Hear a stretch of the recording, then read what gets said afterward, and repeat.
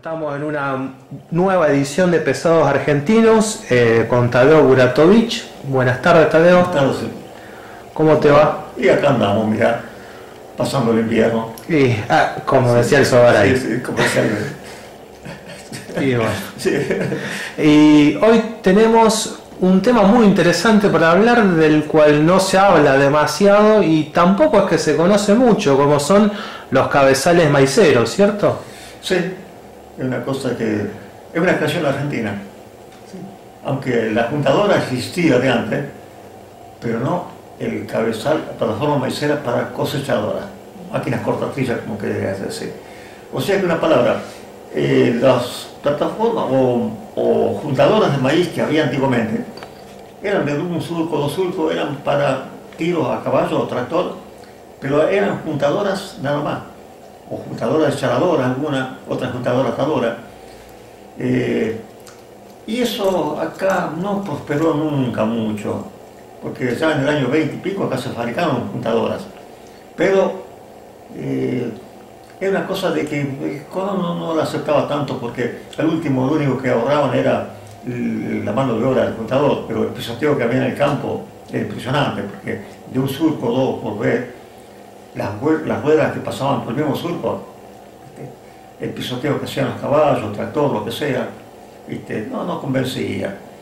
Y claro, estaba ese problema grave, que llegó un momento de que había mucha producción de maíz y faltaban juntadores para hacer eso, porque llegó una época que cuando se industrializó Argentina después de la guerra, mucha gente fue a trabajar a las ciudades, en Rosario, en Buenos Aires, en Córdoba.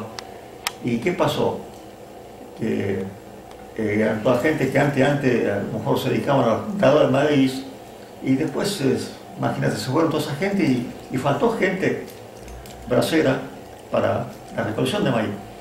Y llegó un momento de que muchas ya no sembraban tanto maíz por esa razón.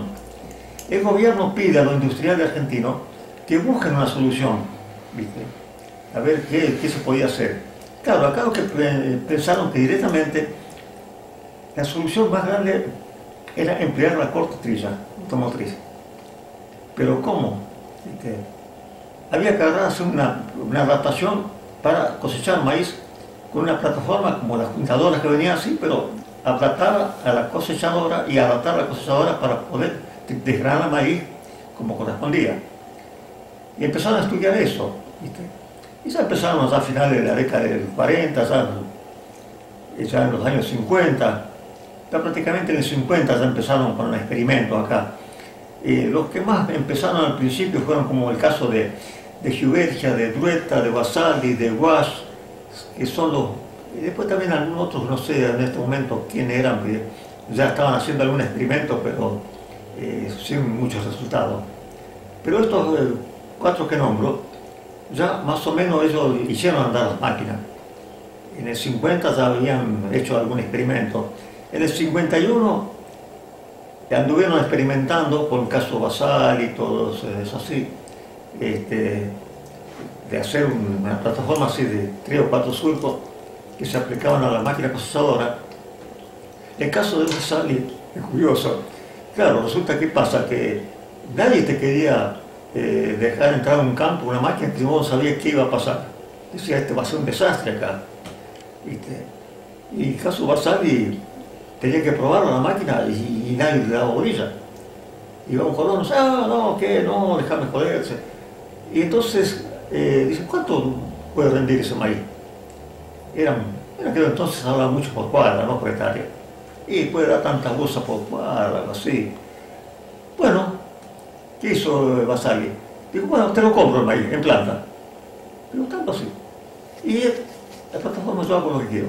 El colono dijo, sí, de esa manera, ¿qué le importaba? Al contrario, más maíz le dejaba por el campo, más comida para los chanchos. O sea, mejor rinde. Claro, ¿viste?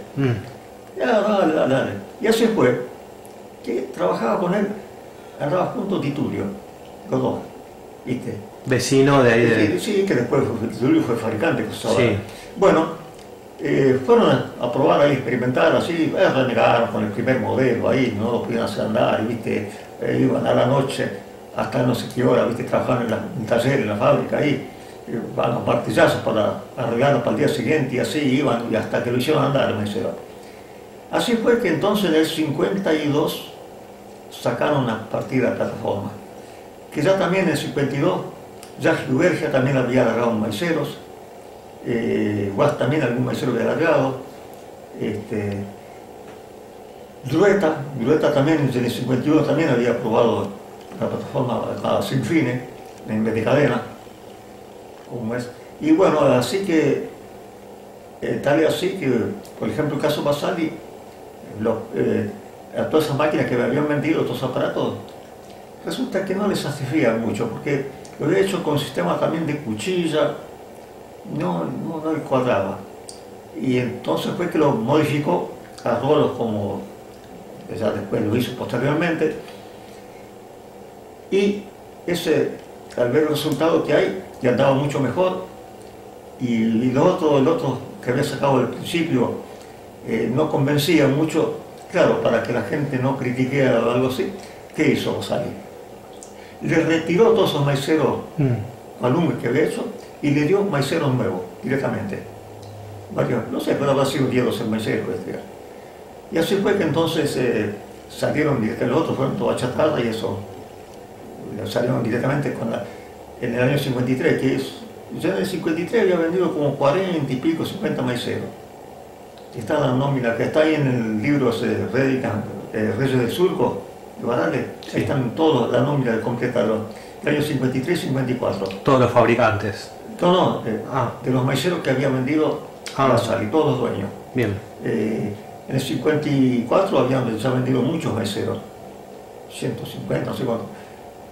O sea de que incluso están las marcas, las máquinas que habían colocado, que eran todas las máquinas de la época. Sí. Algunas, como el caso de las Basali Super y las Triunfo, esas había bastante cantidad. Y así fue que eso entonces de ahí, bueno, arrancó. Al principio la gente siempre, como toda innovación, y no, porque el maíz lo cosechas como lo desgranan directamente de la planta, no ves como si se desgrana después, y igual que antes pasaba con la cosecha de trigo también, ¿viste? Demoró un poco para imponerse. Sí, se oponían a la mecanización. Claro, siempre hubo algún pero al principio, ¿viste? Y decían que no, que el maíz si lo entrojaba era mejor, pero resulta que pasaba, que el maíz ya que te quedaba en la troja mejor dicho, la lluvia lo perjudicaba a los que estaban arriba, en el copete, la humedad del piso perjudicaba a los que estaban abajo, ¿viste? Aparte de eso, tenían que esperar que venga la desgranadora, después podía pasar meses hasta que la persona desgranara ese maíz. Eso estaba en la intemperie. Y sí, todo quedaba difícilmente. Así que bueno, costaba un poco imponerlo. Y ya por ese tiempo, como te digo, Giubergia, Drueta, todo eso ya fabricaban maiceros también, y eso también tuvieron que lidiar un poco con ese asunto. Ya directamente la que más o menos promocionaba un poco era INTA, pero así que me la hicieron en Pergamino una demostración. A campo. Había 4 máquinas ahí, justamente en experimentación. Y ya empiezan también otros fabricantes, por ejemplo, Maisco también en el 54 larga algunos aparatos. Y ya vino también el caso de Mainero, el caso de Senor, de Gema, que empezaron a fabricar. O sea, la gran mayoría de los fabricantes cosechadoras tenían su modelo de cabezal maicero. Claro, ya, los venían fabricando también ellos, o sea, de que al ver uno, ver de otro, así. Ahora, claro, que muchos se atribuyan de que sí, nosotros en tal año. No, mentira. Porque uno sabe perfectamente cuándo vinieron los primeros. El Mainero, decían que sí, ¿no? Que en el año 50, 51 habían largado los primeros, no. En el 56 largaron los primeros. Porque acá justamente en Arequito Falor de Dreira había vendido varias cosas a Bañeles y le vendía con el recolector, el maicero Drueta, sin fines. Y ahí hablaban que sí, porque el Mainero, si no quiere, a lo mejor el año que viene sacan maicero. ¿Viste? Y efectivamente. Yo personalmente vi acá cuando vinieron 2 maiceros, aplicaban 2 bañeles, en cuestión de pocos días, de poco tiempo así, un mes o algo de diferencia uno de otro, uno tenía el número 12 de fabricación, el otro tenía el número 20. Así que quiere decir que directamente habían sido fabricados en ese año nomás. De antes no había maiceros. Así que quiere decir que habían arrancado en el 56. Y las máquinas que venían de San Vicente, acá hasta el año 55, yo recuerdo que venían con maiceros Basali. En el 56 recién llegaron acá a trabajar en la zona, algunas con el maicero Senor. Incluso acá, en un taller acá tuvieron que hacer una reforma, un refuerzo, porque ¿qué pasaba? Que los armazones no tenían una escuadra como para reforzarlo y claro, los rolos al hacer fuerza así, medio se hacían ceder al cuerpo del maicero y chocaban contra los rolos del otro surco. Entonces acá tuvieron que ponerle 2 riendas al cruce para reforzarlos un poco. Claro, o sea que no estaban bien experimentados todavía. Sí. O sea que eso fue en el 56. Y recién de ahí de en adelante ya empezaron cada vez más, ya se empezó a usar, ya más se puede decir que casi imponiéndose definitivamente, quedaban muy pocos ya que seguían juntando maíz a mano. O sea que... O sea, el sacrificio de la troja... Sí, sí, no, mira, eso para hablar de la juntada de maíz se puede hacer otro video. Otro momento, de lo que es del momento de que el colono iba a verificar el maíz, a ver si estaba en condiciones, todo el proceso hasta que lo desgranaba, puedo explicar con lujo de detalle todo. ¿Viste? Y eso fue así que, bueno, ¿qué pasó? Que los norteamericanos siempre que fueron a la vanguardia en todas las cosas, ellos seguían con el sistema de juntadora. ¿Viste? Y el sistema de eso de trillarlo así, había máquinas juntadoras desgranadoras, pero no era una cosa que se imponía allá. Resulta que cuando vieron que acá se imponía ese sistema, empezaron también ellos a ver de hacer la cosechadora, o mejor dicho, adaptar la cosechadora a la cosecha de maíz.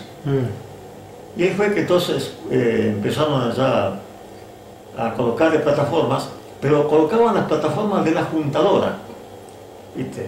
Sí. Adaptaban como venga, así como tenían una descarga que iba de la altura así del cabezal, que le tiraba el cereal arriba al cilindro. Se ve en un catálogo de Massey Hardy, era una plataforma de una juntadora adaptada. Y otras también que habían hecho cualquier cosa, y eso ya fue en el 54 o 55 más o menos. O sea que de ahí recién empezaron a colocarle directamente las cortezas. Sí, esto puede ser que creo que se cuenta una anécdota de que en una exposición rural vinieron gente de Estados Unidos a ver un maicero que se había presentado y de alguna manera copiaron la idea o algo parecido. Y siempre, sí, es lógico, en exposiciones, como van de aquí para allá, también han venido de allá para acá también, ¿no? Porque como es, siempre se busca ver qué hicieron en otro país. Y así también pasó con eso, también. ¿Podríamos señalar un pionero en el país o una primera persona o un primer fabricante que haya presentado el primer cabezal maicero como novedad? La verdad que no sé cómo puede haber sido, porque Basali ya lo había prestado enseguida, había hecho propaganda en diarios, esas cosas, o sea que ya, incluso que te digo que salió en el libro de Barale, sí, que figura, eso de un folleto que conseguí yo en el año 55. Estaba en una cooperativa acá y justamente había un montón de esos cosas, y yo agarré uno y los tengo guardados. Fíjate cuántos años hace, ya 65 años atrás. Sí. Y bueno, o sea de que en una palabra buscaban de promocionar todo eso. Y claro, como toda cosa, costó, pero se terminó imponiendo. ¿Viste? Y después también incluso los que venían por ejemplo, de máquinas importadas, sí. El norteamericano busca la eficiencia en el trabajo oficial, pero no en la educación. O sea que ellos es como que hacen algo, siempre han hecho las cosas como descartables, una palabra, o mejor dicho, no descartables, sino como una vez. De poco uso. Sí, mejor dicho, que tenga desgaste. Porque una vez una procesadora que habían vendido acá en Argentina, una marca que se vendía mucho, en un campo que justamente vino un mecánico de Canadá, era justamente una masa de máquina. Y los propietarios decían, no, pero es una máquina que anda pero muy bien, dice, pero miércoles tiene desgaste. Y el otro, el canadiense, le habla así medio en castellano, el castellano canadiense, como quien dice. Un poco precario. Sí. Y dice masa de árbol, dice, máquina árbol, el repuesto fruta. ¿Viste? O sea, de que eso te hace la máquina y después te venden otra máquina más después. O sea, estaba ya la idea de un poco la obsolescencia programada, o sea, de que la máquina dura poco. Sí, que la máquina dure, sí, pero poquito. Cambiándole todos los elementos que hace falta, ¿viste? En cambio el argentino no, el argentino buscaba de que más posible que pueda durar, que no tenga problemas mecánicos. Por eso la caja de los rolos y mando de cadena de los meseros argentinos de entrada se hacían en baño de aceite, ¿viste?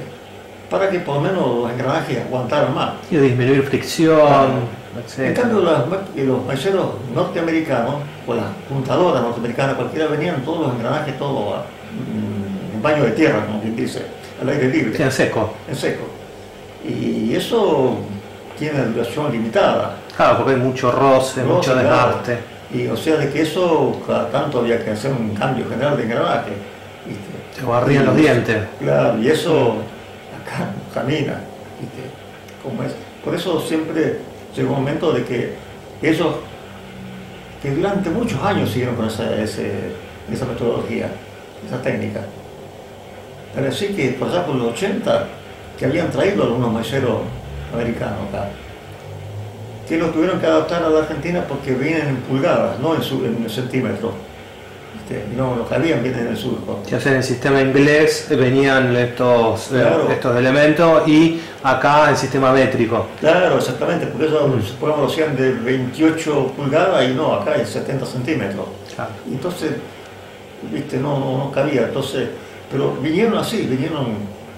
Y después los meseros más modernos, que se fabricaron en Estados Unidos, sí ya venían con cajas en baño de aceite, y bueno, ahora los modernos tienen una caja extraordinaria, ¿viste? Te aguante, imagínate vos que para las máquinas modernas se puede una cosa buena, con motores que son de usina, o de hacer bien o se hace todo pelota, como quien dice.